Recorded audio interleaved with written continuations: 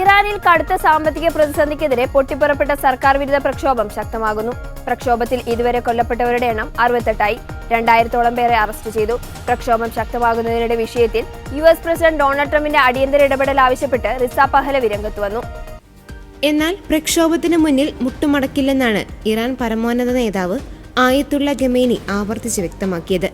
പ്രക്ഷോഭം ചെയ്യുന്നവർ ഡൊണാൾഡ് ട്രംപിന്റെ ഏജന്റുമാരാണെന്നാണ് ഖമേനിയുടെ ആരോപണം. ഇറാനിൽ ഇടപെടുമെന്ന ഭീഷണിക്ക് മറുപടിയായി ട്രംപ് അമേരിക്ക ഭരിച്ചാൽ മതിയെന്നും ഖമേനി തിരിച്ചടിച്ചു.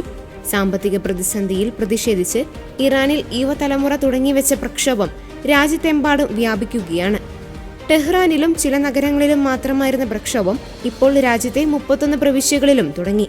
പ്രക്ഷോഭം ആളിക്കത്തുന്നതിനിടെ രാജ്യത്തൊട്ടാകെ ഇന്റർനെറ്റ് നിരോധിച്ചിരിക്കുകയാണ്.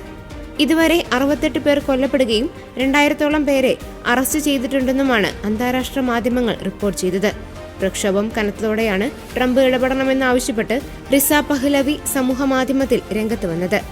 1979-ൽ ഇസ്ലാമിക വിപ്ലവത്തിൽ അധികാരം നഷ്ടപ്പെട്ട ഷാ ഭരണാധികാരിയായ മുഹമ്മദ് റിസ പഹ്ലവിയുടെ മകനാണ് റിസ പഹ്ലവി.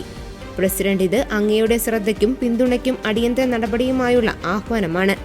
ഇറാനിലെ ജനങ്ങളെ സഹായിക്കാൻ ഇടപെടാൻ ദയവായി തയ്യാറാകണം എന്നായിരുന്നു റിസ പഹ്ലവിയുടെ വാക്കുകൾ.